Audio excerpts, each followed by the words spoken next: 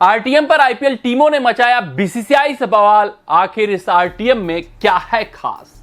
हाँ, right to match यानी कि आरटीएम जो पिछले 2 संस्करणों में आईपीएल में नहीं था, लेकिन बीसीसीआई आईपीएल 2025 के मेगा ऑक्शन में आरटीएम को फिर से इंट्रोड्यूस करती हुई दिख रही है। लेकिन कुछ अलग तरीके से आरटीएम आने वाला है, जिसके कारण से आईपीएल टीमें इस नियम से नाखुश हैं और बीसीसीआई के से बवाल मचाती हुई दिख रही हैं। पत्र तक उन्होंने लिख दिया है, नाराजगी आरटीएम की इस नियमावली पर उन्होंने बीसीसीआई को भेज दिया कि भैया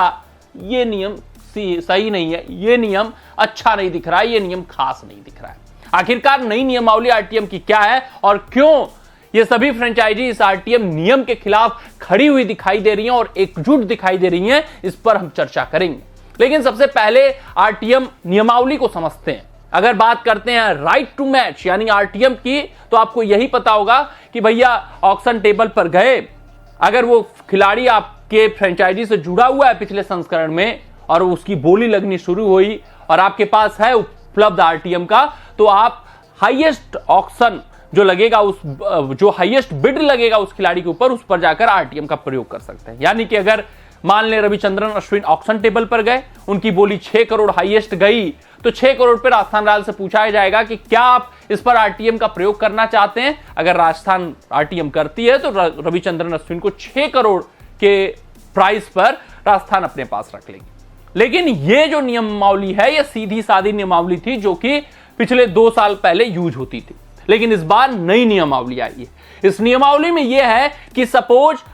रविचंद्रन अश्विन ऑक्शन टेबल पर उतरे, उनकी पहली जो हाईएस्ट बोली लगी 6 करोड़ तक, मतलब सपोज कर लेते हैं आरसीबी और दिल्ली कैपिटल्स के बीच बोली लगनी शुरू हो गई और आरसीबी हाईएस्ट बोली लगा ली कि 6 करोड़ पे अब सोल्ड होने वाले हैं। उस वक्त रविचंद्रन अश्विन को लेकर राजस्थान रॉयल्स के पास ऑक्शनियर जाएगा कि क्या आप आरटीएम का प्रयोग करेंगे, और राजस्थान रॉयल्स कहता है कि हां आरटीएम का प्रयोग करेंगे। तो अब रविचंद्रन अश्विन ऐसा नहीं होगा कि सीधे तौर पे दे दिए जाएंगे राजस्थान को, फिर से उनकी बोली शुरू होगी 6 करोड़ के ऊपर, फिर से शुरुआत होगा और पूछा जाएगा कि आरसीबी क्या आप बढ़ना चाहते हो 6 करोड़ के आगे। तो आरसीबी अगर बढ़ना चाहेगी और अन्य कोई फ्रेंचाइजी कूदती है उसमें कि नहीं मैं भी बढ़ना चाहूंगा, और रविचंद्रन अश्विन की बोली सपोज करते हैं 9 करोड़ पे जाती है और इस बार दिल्ली कैपिटल्स हाईएस्ट बोली लगाता है, तो अब दूसरी बार फिर से पूछा जाएगा किससे, राजस्थान रॉयल्स के, क्या आप यहां पर आरटीएम का अश्विन के खिलाफ प्रयोग करेंगे। और अगर वो आरटीएम का प्रयोग करते हैं तो दिल्ली कैपिटल्स वो अश्विन को नहीं रख पाई, कौन रखेगा, राजस्थान रॉयल्स, और नहीं करते हैं तो कौन रखेगा, दिल्ली कैपिटल्स। इस बार ये नियमावली यानी कि पहले हाईएस्ट बिड पर पूछा जाएगा आरटीएम का आप प्रयोग करेंगे, अगर करती है टीम तो फिर से बिड बढ़ाई जाएगी और जो हाईएस्ट बिडर था उस वक्त वो उससे पूछा जाएगा आप बिड बढ़ाना चाहते हैं, अन्य कोई और फ्रेंचाइजी आती है बिड बढ़ाने में, और जो फिर सेकेंड टाइम हाईएस्ट बिड लगेगी उस पर अगर फ्रेंचाइजी जो पहले से थी जिसके पास आरटीएम का हक रहेगा उस खिलाड़ी पर, तो वो अगर आरटीएम का प्रयोग करेगी तब जाकर वो खिलाड़ी बिकेगा। यानी कि उस खिलाड़ी का सिर्फ और सिर्फ फायदा पहुंचने वाला है, और तीनों की तीनों फ्रेंचाइजी, जितनी भी फ्रेंचाइजी बिडर होंगी, जितनी भी फ्रेंचाइजी बिड करेंगी, उनका सिर्फ और सिर्फ नुकसान दिख रहा है यहां पे। क्योंकि राजस्थान रॉयल्स जो मात्र 6 करोड़ में रख पाती आरटीएम के तौर पे, वो नुकसान में, अगर आरटीएम का नहीं प्रयोग करती है आरसीबी जो मात्र 6 करोड़ में अश्विन को रख पाती, उनका नुकसान अब 9 करोड़ तक गया। दिल्ली कैपिटल्स जो पहले ही हट चुकी थी अब फिर से कूदने के कारण 9 करोड़ तक अश्विन को पहुंच चुकी है, उनका नुकसान। यानी हर एक फ्रेंचाइजी का नुकसान है, सिर्फ और सिर्फ खिलाड़ी का फायदा। और इस कारण से हर एक आईपीएल टीमें बीसीसीआई को पत्र लिखती हुई नजर आ रही है कि भैया ये जो दोबारा ऑक्शन आप करा रहे हो उस फ्रेंचाइजी, उस खिलाड़ी का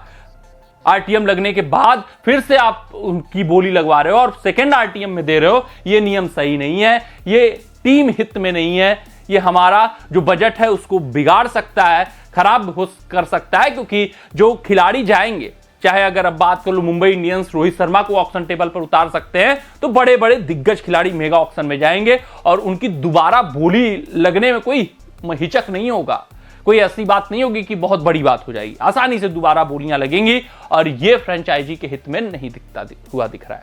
जिस वजह से ये बवाल दिख रहा है। देखना दिलचस्प रहेगा कि क्या ये पत्र कुछ कारगर साबित होगा या बीसीसीआई इस नियमावली के तहत ही आईपीएल 2025 का मेगा ऑक्शन कराने वाली है। कमेंट सेक्शन में कमेंट करके हमें बताइएगा कि आपको ये नियमावली कैसी लगी। मिलते हैं अगले रिपोर्ट में, तब तक आप अपना ध्यान दें, सुरक्षित रहें, स्वस्थ रहें, मस्त रहें। जय हिंद, जय भारत। अगर ये वीडियो आपको पसंद आया हो तो इसे लाइक और शेयर करें और क्रिकेट से जुड़ी अन्य जानकारियों के लिए हमारे चैनल को सब्सक्राइब करना ना भूलें।